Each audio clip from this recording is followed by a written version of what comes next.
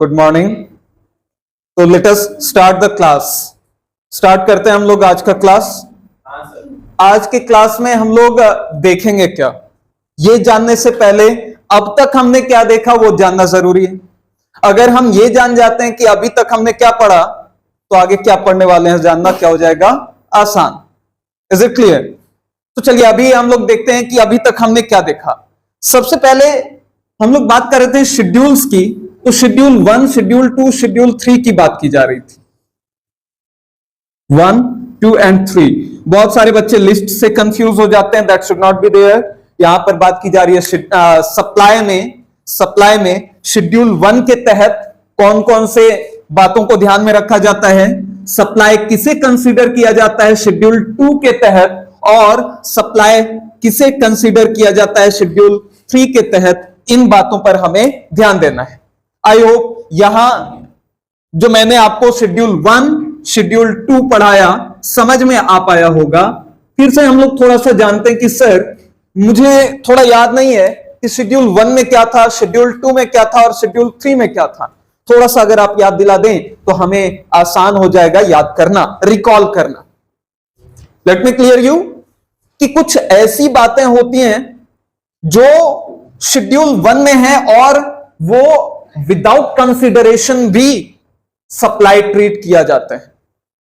कुछ ऐसी बातें होती हैं जो विदाउट कंसिडरेशन भी सप्लाई ट्रीट किया जाता है। वो कौन कौन सी बातें होती हैं हमने डिस्कस कर लिया है। शेड्यूल 2 में हमने क्या देखा? शेड्यूल 2 में हमने देखा कि list of goods and service ये अलग अलग कर दिया गया। मैंने आपको बताया था कि कुछ ऐसे चीज थे, कुछ ऐसे मटेरियल्स थे, कुछ ऐसे गुड्स एंड सर्विसेज थे जो कॉन्फ्लिक्ट में आते थे, जो डिस्प्यूटिव थे जीएसटी आने से पहले। क्यों सर? तो क्योंकि कुछ जो सेंट्रल गवर्नमेंट होते थे, सेंट्रल गवर्नमेंट उसे सर्विस ट्रीट करती थी और स्टेट गवर्नमेंट उसे गुड्स ट्रीट करती थी। तो यहां पर डिस्प्यूट हो जाता था कि भाई वो गुड्स है या सर्विस है, क्योंकि टैक्स तो दोनों पर देना पड़ रहा है, टैक्स तो दोनों पर देना पड़ रहा है। तो जब जीएसटी आया, जीएसटी में सप्लाई पर गुड्स एंड सर्विस टैक्स लगता है। यहां पर हम लोग क्या कर रहे हैं, शेड्यूल 2 में ये जान रहे हैं कि कौन सा पर्टिकुलर आइटम गुड्स है और कौन सा पर्टिकुलर आइटम सर्विस है। यहां कोई कंफ्यूजन की बात ही नहीं थी, कंफ्यूजन की बात ही नहीं रही कि कौन सा आइटम, कौन सा पर्टिकुलर आइटम गुड्स है और कौन सा पर्टिकुलर आइटम सर्विस। क्लियर? अब बात करते हैं आगे और बात करेंगे थर्ड शेड्यूल पर। थर्ड शेड्यूल क्या था सर?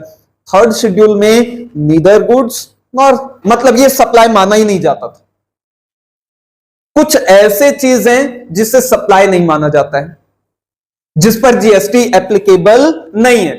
गुड्स या सर्विस माना ही नहीं जाता है, वो ना ही गुड्स है ना ही सर्विस है। अब गुड्स भी नहीं है, सर्विस भी नहीं है, बताओ उस पर जीएसटी एप्लीकेबल होगा?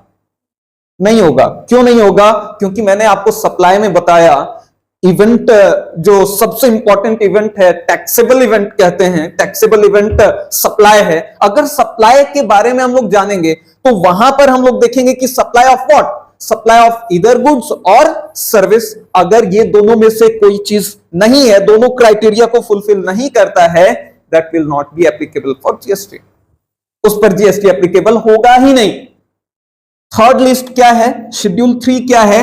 वही चीज है, उन्हीं चीजों के बारे में बताया गया है जो सप्लाई ट्रीट नहीं किया गया है। आप देखिए यहां पर क्या लिखा है, स्क्रीन पर लिखा है activities of transaction specified in schedule 3, और इसमें यह बताया गया है कि सर्विसेज बाय एन एम्प्लॉय। अच्छा, यहां तो सीधा यह बताने लग गया कि क्या क्या चीजें हैं।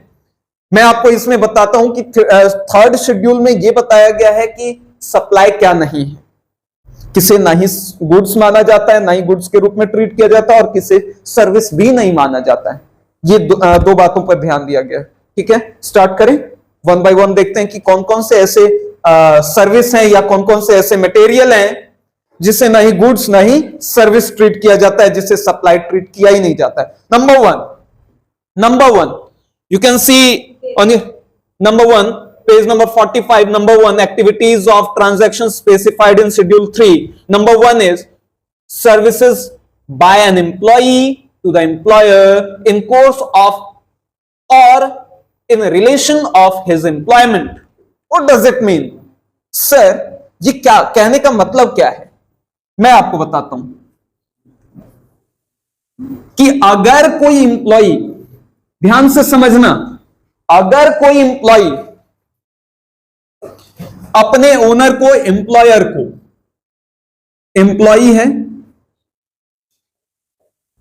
किसे सर्विस दे रहा है? एम्प्लॉयर को। किसे सर्विस दे रहा है? एम्प्लॉयर को। किसके रिगार्डिंग? तो रिगार्डिंग देयर वर्क, उसके काम के रिगार्डिंग। जैसे मैं यहां आया हूं, मैं इस इंस्टीट्यूशन में रिक्रूट हुआ हूं as a teacher and I am teaching, obviously I will get some money for it, yes और नो? तो मैं जो काम कर रहा हूं उसके बदले में मुझे इंस्टीट्यूशन के हेड पर्सन के द्वारा क्या दिया जाएगा? सैलरी बोलिए या फी बोलिए, यस और नो? अब ये चीज जो दिया जाएगा, आप लोग जनरली क्या समझते हो कि ये सर्विस है। Actually this is not service. ये सर्विस ट्रीट नहीं किया जाएगा। क्यों? क्यों? अगर सर्विस ट्रीट किया जाएगा तो इस पे जीएसटी एप्लीकेबल हो जाएगा। ये जीएसटी के लिए एप्लीकेबल नहीं है। अकॉर्डिंग टू शेड्यूल 3, अगर कोई इंप्लॉई अपने काम के रिगार्डिंग सर्विस दे रहा है एम्प्लॉयर को, तो उसे सर्विस ट्रीट नहीं किया जाएगा और उस पर जीएसटी एप्लीकेबल नहीं होगा। बात समझ में आ पाया कि नहीं आ पाया? अब इसके रिटर्न में कुछ ना कुछ, वर्क के रिटर्न में कुछ ना कुछ रेम्यूनरेशन तो मिलेगा ना। अब रेम्यूनरेशन में क्या मिल सकता है? सैलरी मिल सकती है। इन जनरल तो सैलरी ही मिलती है, बाकी सारे के सारे अदर फॉर्म में बात करें, हाँ या ना? इन जनरल एम्प्लॉइज को क्या मिलता है? रिटर्न में सैलरी मिलती है, और सैलरी पे जीएसटी एप्लीकेबल नहीं होगा। जीएसटी जुड़कर सैलरी पे नहीं किया जाएगा, या सैलरी पे करने के बाद employer is not allowed to ask GST on salary. Why?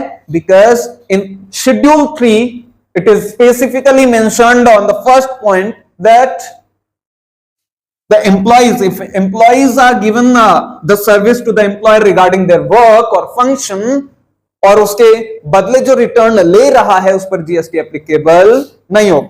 बात क्लियर? समझ में आ पाया? आगे बढ़े। Second point, point number 2, sorry, example से समझाऊं क्या? मैंने समझा दिया एग्जाम्पल, आई होप समझ में आ पाया होगा। अगर किसी को डाउट है तो पूछ लो, अगर किसी को डाउट है तो पूछ लीजिए। नहीं है ना? क्यों नहीं आएगा? मैंने कहा शेड्यूल 3 में कुछ ऐसे काम हैं जो एम्प्लॉयर अपने एम्प्लॉइज अपने एम्प्लॉयर के रिगार्डिंग केवल वर्क दे रहा है, सप्लाई इसे नहीं ट्रीट किया जाएगा। सर्विस तो है लेकिन इसे सप्लाई नहीं ट्रीट किया जाएगा। समझ में आया? ये लिखा गया एकदम आर्टिकल में स्पेसिफिकली मेंशन्ड है कि आप अगर काम करने के बदले पैसा ले रहे हो तो वो रेम्यूनरेशन है और उस पर जीएसटी एप्लीकेबल नहीं होगा, क्योंकि आपका वही काम है। लेकिन अगर कुछ आप एडिशनल सर्विस दे रहे हो, जैसे लेट सपोज मैं टीचर हूं और अगर मान लेते हैं कि आप बीमार पड़ जाते हो रैंडमली, मैंने आपका इलाज करवाया, तो उस पर भी तो खर्च होता है एम्प्लॉयर का। तो वो चीज जो है ना, काम के रिगार्डिंग तो है नहीं। काम के रिगार्डिंग, अब मैं यहां आया हूं पढ़ाने, इलाज कराने, पढ़ाने आया हूं ना, हाँ या ना? तो मेरे काम से थोड़ा अलग कंसेप्ट हो गया कि नहीं, इलाज करवाना। तो वहां वो सर्विस के बदले अगर मुझे पैसा मिल रहा है तो उस पर जीएसटी एप्लीकेबल होगा। लेकिन मेरा काम क्या है? पढ़ाना। और पढ़ाने के रिगार्डिंग अगर मैं बात करूंगा कि पढ़ाने के बदले पैसा मिल रहा है, तो वो सप्लाई ट्रीट नहीं किया जाएगा, वो सप्लाई ट्रीट नहीं किया जाएगा। Is it clear? और सप्लाई ट्रीट नहीं किया जाएगा तो उस पर जीएसटी एप्लीकेबल नहीं होगा, क्योंकि जीएसटी एप्लीकेबल होगा तभी जब गुड्स या सर्विस का सप्लाई होगा, सप्लाई ट्रीट किया जाएगा। और सप्लाई के बारे में मैंने डिटेल्ड वे में चर्चा की है कि कौन कौन से इवेंट को सप्लाई ट्रीट किया जाता है, सप्लाई माना जाता है, और कौन कौन से इवेंट को सप्लाई नहीं माना जाता। क्लियर? हाँ या ना? आगे बढ़ते हैं। सेकेंड पॉइंट,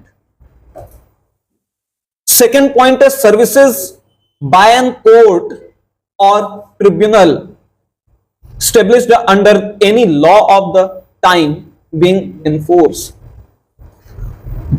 गवर्नमेंट कहती है कॉन्स्टिट्यूशन में कि अगर आप पर कोई केस चल रहा है, केस या ट्रिब्यूनल का कोई मैटर है जो अभी कोर्ट में चल रहा है, उसका अगर फी आप देते हैं तो वो सप्लाई नहीं माना जाता है और उस पर जीएसटी एप्लीकेबल नहीं होता है। बात समझ में आ पाया कि नहीं आ पाया?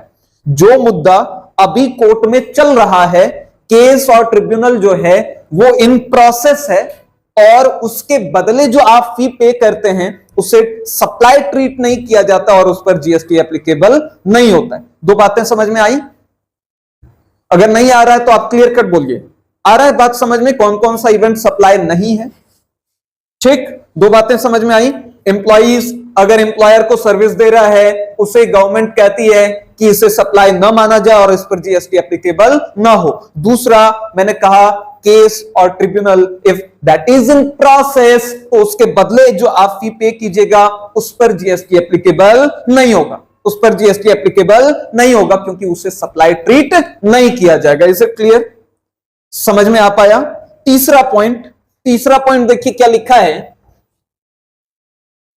The function promoted by the member of parliament, member of state legislature, member of panchayat, member of municipality or member of other local authorities will not be treated as supply, और उनके काम को काम नहीं माना जाता, उनके काम को काम माना जाता है। ऐसा नहीं कि काम नहीं माना जाता, कहने का मतलब है कि उसके वर्क को सप्लाई नहीं माना जाता और उस सर्विस के बदले जीएसटी एप्लीकेबल नहीं हो।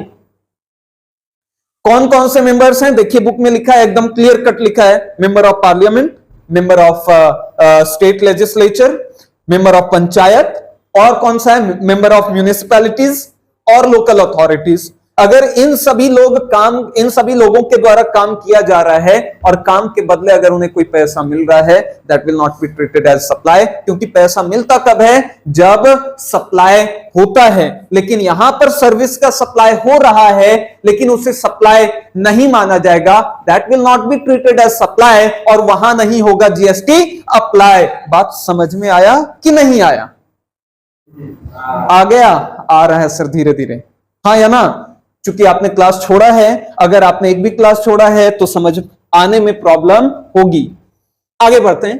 Next point is B, the duties performed by any person who holds any post in pursuance of the provision of the constitution in that capacity, or duties performed by the President of India, Vice President of India, Prime Minister of India, Chief Justice of India, Speaker of the Lok Sabha,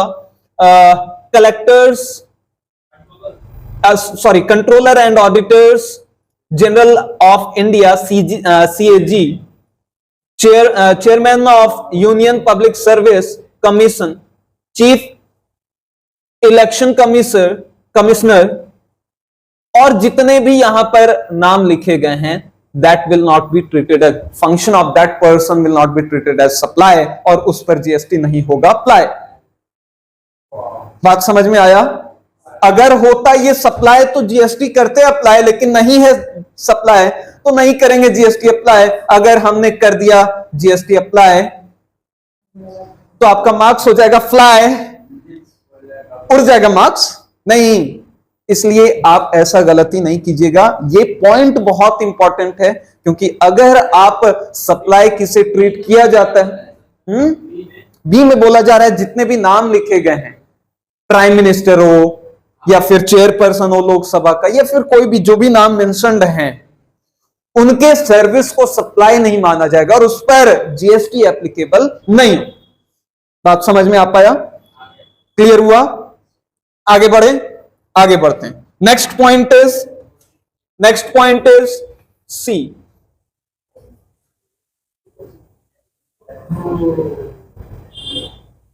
यहां पर देखिए next लिखा है, the duties performed by any person as a chairperson और a member of directors in the body established by the central government or state government or local authorities are and who is not deemed as an employee before the commencement of this clause। अच्छा, कहने का मतलब क्या है, chairperson हो या फिर जितने भी नाम यहां पर तीनों, ये देखिए तीनों सिमिलर लग रहा होगा, इसीलिए पॉइंट ए बी सी करके दिया है, 1 2 3 4 नहीं दिया है। समझ में आ पा रहा है कि नहीं? यहां पर तीनों पॉइंट सिमिलर हैं और ड्यूटीज पर बात की गई, ड्यूटीज परफॉर्म्ड बाय चेयरपर्सन और अ मेंबर ऑफ और अ डायरेक्टर, मतलब जो हेड पर्सन है उनके सर्विस को सर्विस का सप्लाई नहीं माना जाता है और उस पर जीएसटी नहीं लगाया जाता है, उस पर जीएसटी अप्लाई नहीं किया जाता है। तो अल्टीमेटली मैं आपको एक तरीका बताऊं, आप पॉइंट ए, पॉइंट बी और पॉइंट सी जितने भी नाम लिखे गए, जितने भी पोस्ट के नाम हैं, आप उसे लिख लीजिए, एक जगह इकट्ठा कर लीजिए और इन सभी के सर्विस को सर्विस का सप्लाई नहीं माना जाता और उस पर जीएसटी अप्लाई नहीं किया जाता है। हाँ, ए बी और सी जितने भी हैं, इन सभी के सर्विसेज को सप्लाई नहीं माना जाता है और जीएसटी अप्लाई नहीं किया जाता। ये बात आप याद कर लीजिए। कौन कौन से हैं, समझ में आया? एमएलएज हैं, एमपीज हैं, चेयरपर्सन है, मेंबर ऑफ डायरेक्टर्स है, मेंबर्स हैं और डायरेक्टर्स है, या कोई भी सेंट्रल गवर्नमेंट या स्टेट गवर्नमेंट या लोकल अथॉरिटी के द्वारा ये एम्प्लॉय नहीं माना जाने वाला लोग क्या है? जो डायरेक्टर माना जा रहा है, क्या वो एम्प्लॉय है? Director is employee, that is employer, he is employer not employee. तो जो एम्प्लॉयर है, एम्प्लॉयर के सर्विस को सर्विस नहीं मान के, सर्विस का सप्लाई नहीं मान के जीएसटी अप्लाई नहीं किया जाता है। बात समझ में आ पाया कि नहीं आ पाया? आ गया समझ में? आगे बढ़े, आगे बढ़ते हैं। Next point is fourth point, service of funeral. अब ये चीज देखो, फ्यूनरल कब होता है बताओ तो? फ्यूनरल और जितने भी नाम लिखे गए यहां पर आपको मैं बताता हूं, जब डेथ हो जाता है किसी पर्सन का, जब किसी पर्सन का डेथ हो जाता है, ठीक है, तो डेथ के बाद पंडित जी हों या फिर जो वहां पर जलाने वाला रहता है पर्सन, जो देखिएगा बांस लेके पूरा वो आग को बढ़ाता रहता है और वो कहते हैं ना आग को खूर देने वाला, ये लोग जो हैं वो भी तो सर्विस प्रोवाइड कर रहे हैं ना। जब डेथ हो जाता है 10 दिन के बाद पंडित जी आते हैं, पूजा करवाते हैं, तो वो भी तो एक प्रकार का सर्विस है। गवर्नमेंट ने कहा कॉन्स्टिट्यूशन में इन 3rd शेड्यूल, उन्होंने कहा कि इस तरह के वर्क को, इस तरह के सर्विस को हम सर्विस का सप्लाई नहीं मानेंगे और उस पर जीएसटी नहीं लगाएंगे। हमें इन सभी सर्विसेज पर जीएसटी नहीं कमाने। ये बात किसने कहा? गवर्नमेंट ने। एक्चुअली गवर्नमेंट ने कहा होगा या जीएसटी काउंसिल ने कहा होगा? कहा तो गवर्नमेंट ने ही होगा सर, लेकिन जीएसटी काउंसिल ने इसे पास किया होगा, तभी वो चीज पब्लिश किया गया, वो डिसीजन पब्लिश किया गया। एम आई राइट और रॉन्ग? राइट। बात समझ में आ पाई कि नहीं आ पाई? इन जनरल अगर मैं कहूं, इन सिंपल वर्ड अगर कहूं, तो मरने के बाद जितने भी सर्विसेज दिए जाते हैं, मरने के बाद जितनी भी सर्विस दी जाती है उस पर जीएसटी एप्लीकेबल नहीं होता है। जैसे आप लोगों को एक वर्ड यहां पर मॉर्चुरी लिखा हुआ है, क्या होता है? जैसे देखिए किसी का डेथ हो जाता है, रैंडमली हम उसे जला नहीं सकते, हम उसे गाड़ नहीं सकते, दफना नहीं सकते, या फिर और भी अलग अलग तरह के जो नियम कानून हैं, अलग अलग कास्ट में, अलग अलग रिलीजन में अलग अलग तरह से लोग लास्ट बॉडी को नष्ट करते हैं, एक तरह से बोलिए। तो उसके पहले जो बॉडी को संभाल के रखा जा रहा है, that is also given, that is also a type of service, but उस सर्विस से जो पैसा कमाया जाता है, that will also not treated as GST. उस पर भी जीएसटी ट्रीट नहीं किया जाएगा, उस पर भी जीएसटी एप्लीकेबल नहीं होगा। बात समझ में आया? अब पॉइंट पढ़ते हैं, 4th पॉइंट देखिए, service of funeral, burial, ceremony, क्या है?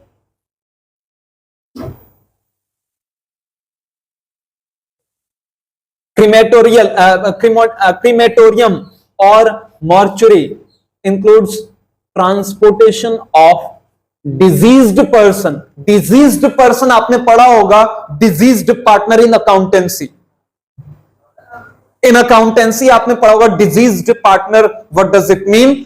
Died person, died partner, the partner who is no more. Am I right or wrong? तो जितने भी डिजीज्ड पर्सन है उसके अंतिम यात्रा में भी जो खर्च होता है, जैसे गाड़ी की जाती है ना, गाड़ी रिजर्व की जाती है बॉडी को एक जगह से दूसरे जगह ले जाने के लिए, उस ट्रांसपोर्टेशन, जनरली ट्रांसपोर्टेशन को सर्विस ट्रीट किया जाता है, लेकिन जब डेड बॉडीज को ट्रांसपोर्ट किया जाए एक जगह से दूसरे जगह, तो वो ट्रांसपोर्टेशन जो है उससे सर्विस न मान के हम उस पर जीएसटी नहीं अप्लाई करते. बात समझ में आ पाई? क्लियर हो पाया? आगे बढ़े, नेक्स्ट पॉइंट देखते हैं. Fifth point, sale of land. Subject to clause B of paragraph 5 of schedule 2, sale of building, that is excluding क्या है? Sale of under construction premises where the part of where the part or full consideration is received before insurance of the completion certificate or before its first occupations, whichever is earlier. अब यहां पर बात क्या किया गया पता है? In short form देखिए, वहां पर लिखा गया होगा सेल ऑफ नॉन या इमूवेबल प्रॉपर्टी को सर्विस ट्रीट नहीं किया जाता है, गुड्स ट्रीट नहीं किया जाता और उस पर जीएसटी एप्लीकेबल नहीं होता है. याद कीजिए, ये चीज मैंने आपको पहले बताया भी है. लैंड और बिल्डिंग जो है इमूवेबल प्रॉपर्टी, और इमूवेबल प्रॉपर्टी पर जीएसटी एप्लीकेबल नहीं होता है. लेकिन यहां बोला क्या गया, बहुत ध्यान से पढ़िएगा. क्या बोला गया? थोड़ा सा कुछ ध्यान देने वाली बात है इस पॉइंट में. क्या है? यहां बोला गया excluding under bracket, excluding under construction building,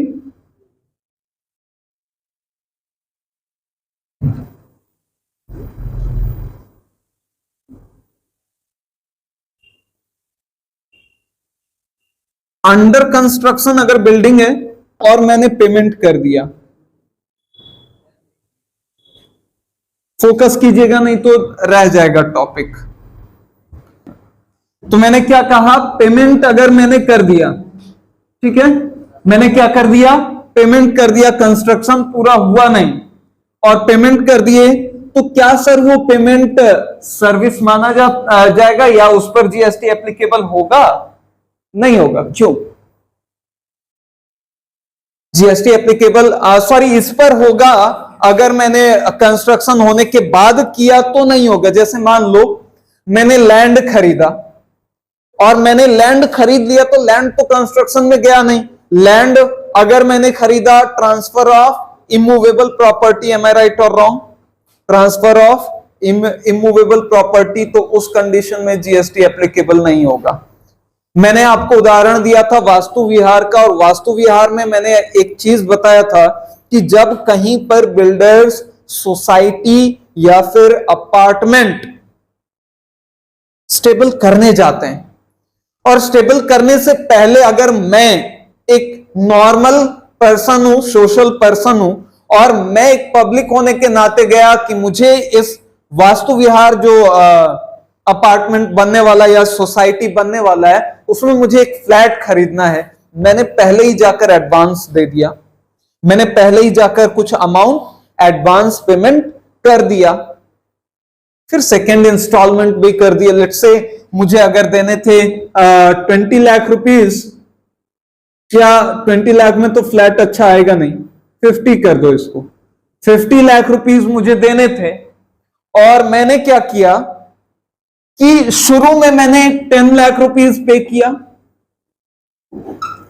then after मैंने 20 लाख पे किया, एंड देन वो बोला कि अब जो है ना बाकी का जो बचा हुआ अमाउंट है I will pay you but after completion of the flat और सोसाइटी. अब अगर सोसाइटी कंप्लीट हो जाएगा उसके बाद मैं पेमेंट करूंगा, कितना पेमेंट करना बाकी रह जाएगा आनंद बताइए? 20 लाख बाकी रह जाएगा कि नहीं? तो ये जो 30 लाख रुपए हैं वो मैंने पहले पेमेंट कर दिया, तो इस पर जीएसटी एप्लीकेबल होगा, इसे सर्विस चार्ज माना जाएगा, कंस्ट्रक्शन सर्विस चार्ज माना जाएगा और इस पर जीएसटी एप्लीकेबल होगा। लेकिन लास्ट में जो 20 लाख रुपया मैंने दिया और एनओसी ले लिया, मतलब कि मुझे फ्लैट का पेपर मिल गया, पेपर के साथ मैं रजिस्टर्ड हो गया कि अब ये फ्लैट मेरे नाम किया जाता है, तो इसको सप्लाई माना जाएगा। लेकिन supply of immovable property, not movable property. और जो 20 लाख रुपया हम लोग लास्ट में पेमेंट करेंगे, इस पर जीएसटी एप्लीकेबल नहीं होगा। क्यों नहीं होगा? बिकॉज सर, ये जो 20 लाख रुपया मैंने पे किया, ये ट्रांसफर ऑफ इमूवेबल प्रॉपर्टी पर किया। और इस सर सेम कंडीशन तो ऊपर 30 लाख पे भी है, लेकिन that will be treated as construction service charge और उस पर जीएसटी एप्लीकेबल होगा। Any doubt? समझ में आया किस पर किया जाएगा और किस पर नहीं किया जाएगा? कंस्ट्रक्शन के पहले अगर मैंने पेमेंट किया है तो उस पर जो जीएसटी, उस पर जो पेमेंट किया जाएगा उस पर जीएसटी एप्लीकेबल होगा। लेकिन बाद में जब मुझे प्रॉपर्टी मिल जा रहा है, जब मुझे फ्लैट मिल जा रहा है, मेरे नाम पर रजिस्ट्रेशन हो गया, तो रजिस्ट्रेशन के टाइम में जो भी मैं दूंगा पैसा, उस पर जीएसटी एप्लीकेबल नहीं होगा। अच्छा, एक क्वेश्चन आएगा माइंड में, क्या सर इस पर कोई टैक्स अप्लाई नहीं होगा? कौन सा?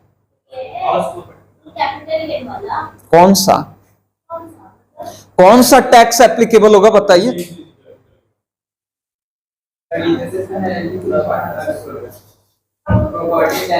हे प्रभु आनंद दाता, ज्ञान इनको दीजिए। मैं बताऊं, स्टैंप ड्यूटी मैंने बताया था। स्टैंप ड्यूटी अगर नहीं हम देंगे तो बताइए क्या वो मेरे नाम पर रजिस्टर्ड होगा? रजिस्ट्रेशन के टाइम में स्टैंप ड्यूटी दिया जाता है। चलिए हम आगे बढ़े, आगे बढ़ते हैं। नेक्स्ट आगे बढ़ते हैं। 6th point, actionable claim other than lottery, betting and gambling. बात बहुत हो रही है, that should not be there. यहां पर बात की गई actionable claim other than betting, lottery और गैम्बलिंग। तीन चीज को छोड़कर एक्शनेबल क्लेम पर जीएसटी एप्लीकेबल नहीं होगा, जीएसटी अप्लाई नहीं होगा। एक्शनेबल क्लेम निखिल बताएंगे। एक्शनेबल क्लेम क्या होता है निखिल बताएंगे? नहीं पता? बोलिए आस्था, टेल मी।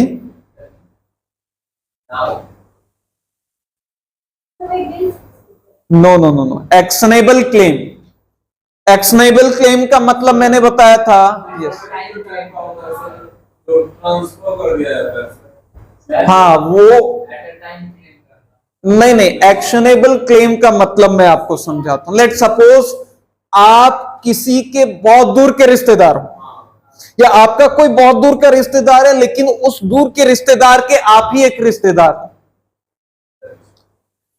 आपका कोई बहुत दूर का रिश्तेदार है और उस रिश्तेदार का आप ही एक इकलौता रिश्तेदार है। अब वो पर्सन अपना कार किसी अदर पर्सन को 4-5 दिन के लिए दिया था। जब वो अपनी कार किसी और को दिया, 4-5 दिन के बाद जब लौटाने के लिए वो थर्ड पर्सन आया, उसे पता चला कि XYZ इज नो मोर, नहीं रहे। अब इस कंडीशन में गाड़ी तो लौटानी है, उसे पता था कि इस पर्सन का इकलौता रिश्तेदार एक ही है, वो है आप। वो कार चलाते हुए, कार ड्राइव करते हुए आएगा आपके दरवाजे पर और वो कार आपको देकर चला जाएगा, हाँ या ना? अब अगर कार देकर चला गया, वो कार अनसर्टेनली आपको मिल गया कि नहीं मिल गया? क्या उस पर आपका अधिकार था? क्या था आपका अधिकार जब आपको मिला कार? नहीं था ना। जब आपको कार मिला तो क्या आपको उस पर अधिकार प्राप्त था? क्या आपकी कार है वो? नहीं, लेकिन मिल गया। अगर कार हो बेकार चाहे अच्छा हो, कार तो कार है, प्रॉपर्टी है, अचानक से अनसर्टेनली आपको मिल गया, दैट इज एक्शनेबल क्लेम। क्या कहलाया? Actionable claim. और उस पर जीएसटी एप्लीकेबल होगा? नहीं होगा? नहीं होगा। लेकिन लॉटरी, बेटिंग और गैम्बलिंग, ये भी तो सर एक तरह से एक्शनेबल क्लेम ही है, लेकिन इन पर होगा। जुआ खेलिएगा तो उस पर मतलब जीएसटी एप्लीकेबल होगा, और भर भर के होगा।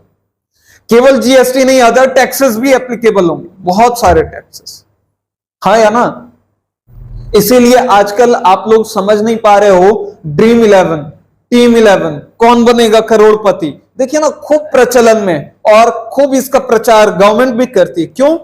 आओ खेलो, अपना लत लगाओ, और खूब पैसा हार कर जाओ, जीत कर जाओ। हार कर गए तो भी गवर्नमेंट का, जीत कर गए तो भी गवर्नमेंट का। कैसे? अगर आपने 1 करोड़ रुपया जीता तो उसमें सोचो कि 30 to 35 लाख रुपीस तो आपने गवर्नमेंट को दे दिया।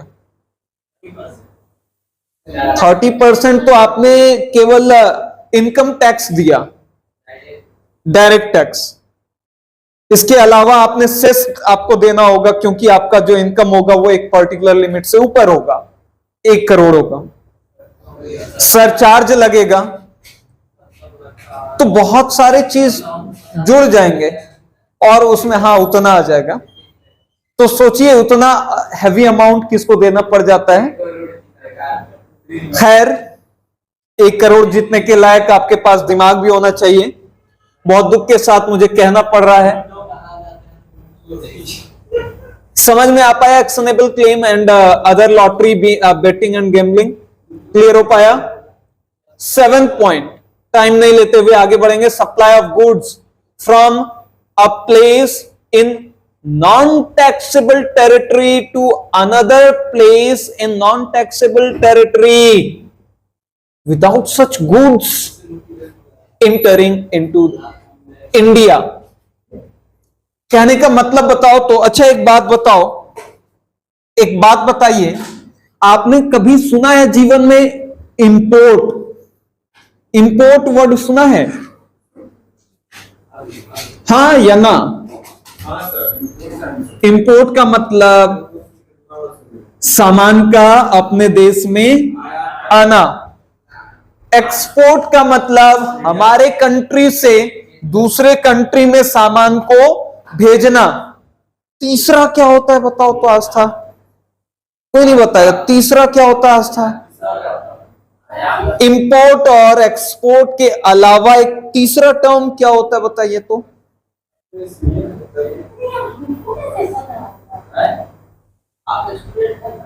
चलिए बताइए ना, जो जानता वो बताओ, नहीं जानते वो भी बताओ कि नहीं आता।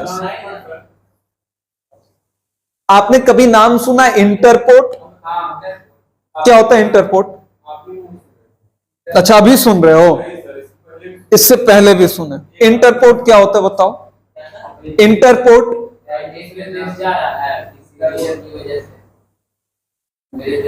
एबीसी। चलिए नहीं, एबीसी नहीं करते इस बार।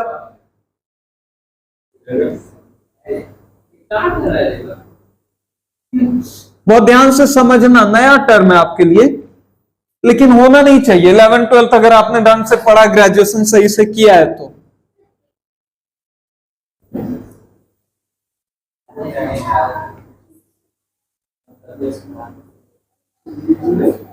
समझिए, देखिए इंडिया जो है ना, इंडिया मीडिएटर है इस कंडीशन में। अब जापान ने ऑर्डर पास किया, ऑर्डर प्लेस किया इंडिया को, ए इंडिया सामान दीजिए तो थोड़ा। सामान मतलब समझ रहा हूं, कोई भी गुड्स। अब इंडिया के पास वो चीज था नहीं, तो इसने क्या किया, यूएसए को ऑर्डर प्लेस कर दिया, और यूएसए को कहा कि सीधे किसको दे देना? जापान को। ये सीधा किसको ट्रांसफर कर देना? जापान को। अब यहां पर इंडिया का इन्वॉल्वमेंट तो है, इंडिया का इन्वॉल्वमेंट तो है, लेकिन क्या इंडिया जो पैसा लेगी उस पर जीएसटी एप्लीकेबल होगा? क्यों? क्योंकि ना ही इसके पास सामान आया, ना ही इसने सामान प्रोवाइड किया। एम आई राइट और रॉन्ग? तो यहां पर सप्लाई हुआ ही नहीं, तो जीएसटी कैसे अप्लाई होगा? समझ में आया? नॉन टैक्सेबल टेरिटरी की बात की जा रही है। नॉन टैक्सेबल टेरिटरी, देखो यहां पर इंडिया नॉन टैक्सेबल टेरिटरी होगा। दूसरे कंट्री से सामान सीधे तीसरे कंट्री में ट्रांसपोर्ट हो गया, इंडिया में आया ही नहीं, टैक्सेबल टेरिटरी में आया ही नहीं, कैसे जीएसटी अप्लाई कर दीजिएगा आप? बात समझ में आई कि नहीं आई? बात क्लियर हो गया? हाँ या ना? समझ में आया?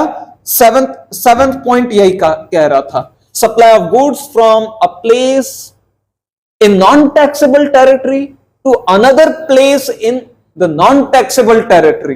क्लियर हुआ? और यहां पर देखिए बात किसकी की जा रही है, किसकी की जा रही है, पूरा पॉइंट पढ़िए, पढ़िए आप लोग। यस, हाँ, SEZ नहीं लगता है जीएसटी। हाँ, SEZ special economic zone, specialised economic zone. Actually specialised economic zone क्या होता है? एक ही स्टेट में एक ऐसा वो जोन रहता है जिसमें मतलब उसको स्पेशल इकोनॉमिक जोन वो गवर्नमेंट बताती है कि ये है, तो अगर उस जोन में कोई गुड्स बेच रहा है तो उसके ऊपर जीएसटी डिवाइड नहीं होती। क्यों? मतलब मैं पूछ रहा हूँ स्पेशलाइज्ड इकोनॉमिक जोन होता क्या, ये बताओ ना। सर वो प्रमोट करने के लिए बताया। हाँ, गुड। हाँ, वहां पर बिजनेस को प्रमोट करने के लिए बनाया जाता है। जैसे, हाँ, मैं आपको बताता हूं, सुनो। जैसे मैं अपने एक पर्टिकुलर, मैं कंट्री का प्राइम मिनिस्टर हूं, मैंने अपने कंट्री के किसी एक पर्टिकुलर जोन पर इस तरीके से बिजनेस स्टेबल किया और दूसरे कंट्री के बिजनेसमैन को अट्रैक्ट करने के लिए मैंने वहां पर कुछ स्पेशल नियम बना दिया, टैक्स को छूट दिया, ताकि ज्यादा से ज्यादा लोग क्या हो सके, हमारे कंट्री में आए और बिजनेस स्टेबल करे।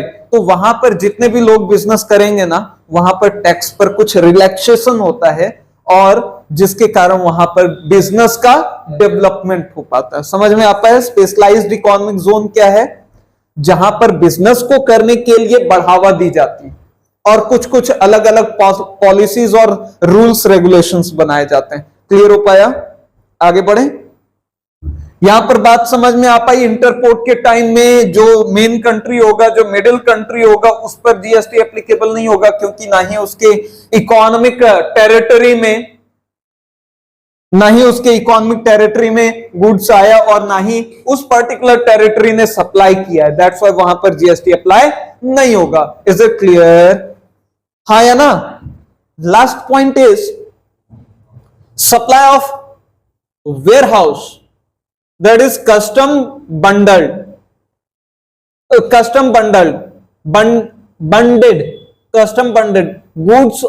goods to any person before clearance, bonded, हाँ, bonded before clearance for home consumption। यहां पर आप अंडरलाइन कर लीजिए, होम कंजम्पशन क्या है सर? होम कंजम्पशन क्या है? जैसे एक बात समझिएगा, यूएसए ने सामान जो है ना इंडिया में ट्रांसफर, मैं इसे मिटाऊं,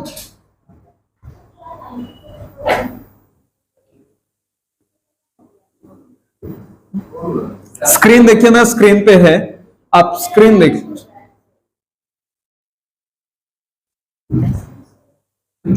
देखिए यहां क्या हो रहा है, यूएसए से सामान मंगवाया गया, कहां? इंडिया। और इंडिया में जब आएगा तो मान लेते हैं ये शिप के थ्रू आया, शिप वे के थ्रू आया है, वाटर वे के थ्रू आया है, और यहां पर पोर्ट पे, पोर्ट कहने का मतलब जानते हो कि नहीं? पोर्ट का मतलब बंदरगाह जो है, जहां पर वो सामान आया, उतरा, वहां वेयर हाउस में उसे स्टोर करके रख लिया जाएगा।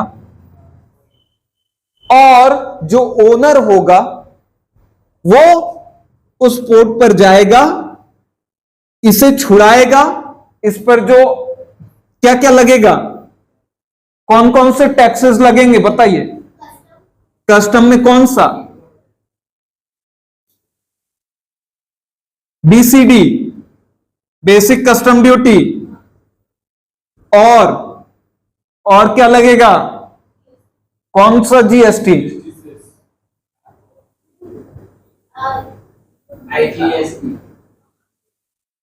आईजीएसटी।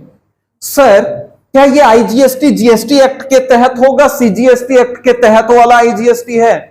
विवेक, कौन सा जीएसटी आईजीएसटी है यहां? सीजीएसटी एक्ट के तहत वाला कि कस्टम एक्ट के तहत जो जीएसटी होता है? कस्टम के तहत।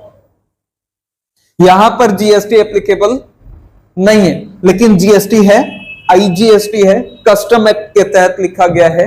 इसका जो स्पेसिफिकेशन आपको मिलेगा वो कहां मिलेगा? कस्टम एक्ट में मिलेगा, ना कि सीजीएसटी एक्ट में। समझ में आ पाया? तो यहां पर जो टैक्सेस लगाए गए वो टैक्स कौन पे करेगा? ओनर। और उस सामान को क्या करेगा? छुड़ाएगा। हाँ या ना? सामान को छुड़ाएगा तभी तो वो बेच पाएगा। सामान को छुड़ाना हाउस कंजम्पशन कहलाता है। क्या कहलाता है? समझ में आया? टैक्स पे करके सामान को छुड़ा लेना क्या कहलाया? House tax. Any doubt? नहीं